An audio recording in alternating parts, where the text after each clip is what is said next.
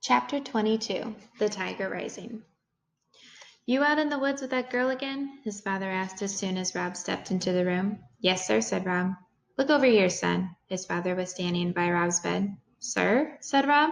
His heart sank. He knew what his father had found. The meat. He had hidden it under his bed until it was time to go and feed the tiger again. Where'd this meat come from? His father asked, pointing to the bloody brown bag. Without thinking, Rob said, Boocham. Boocham, his father repeated low and dark. Boocham.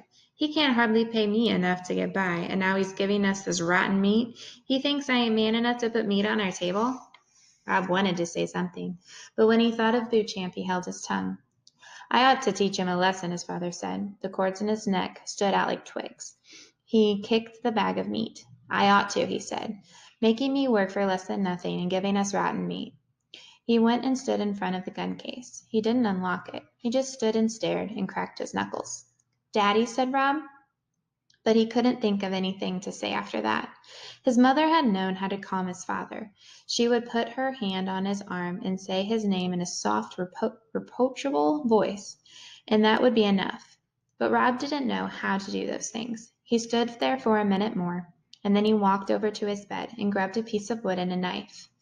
As he left the room, his father was still standing by the locked gun case, staring through the glass at the deer hunting rifle, as if he was trying to will the gun into his hands.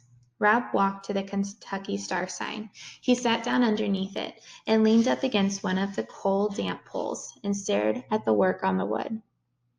But his head was too full of his father's anger and Sistine's tears. He couldn't concentrate. He looked up at the dark underside of the sign and recalled lying on the blanket, staring up at the big oak tree. His mother had been on one side of him, and his father, asleep and snoring, had been on the other.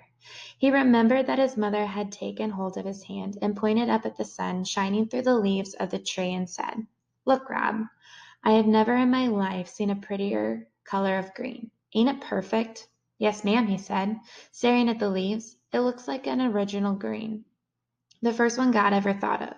His mother squeezed his hand hard. That's right, she said. The first one God ever thought of. The first ever green. You and me. You see the world the same. He concentrated on that green. He let it seep through the crack of his suitcase of the not thoughts and fill up his head with color. He wondered if Willie Mae's cricket had been the same bright and original green. That's what he thought about as he carved. And so he wasn't surprised when he stopped and held the wood away from himself, and to see a wing and a beak and a tiny eye. It was Cricket, Willie Mae's cricket, coming to life under his knife. He worked on the bird for a long time until it looked so real he half expected it to break into a song. When he finally went back to the room, he found his father asleep in the recliner. The gun case was still locked. The bag of meat was gone. He wouldn't be able to feed the tiger in the morning. He would have to wait until Boocham brought him another package. Rob went and stood under his father and stared down at him. He looked at his heavy hands and the bald spot on his nodding head. He was memorizing him and trying, at the same time, to understand him, to make some sense out of it, out of his anger and his quiet, comparing it to the way he used to sing and smile when his father jerked awake. Hey, he said. Hey, Rob said back. What time is it? I ain't sure, said Rob. Late, I guess. His father sighed. Go on and get me that leg medicine. Rob brought him the tube of medicine. Outside the motel room, the world creaked inside. The rain started in again, and his father's hands were gentle as he applied the ointment to Rob's legs.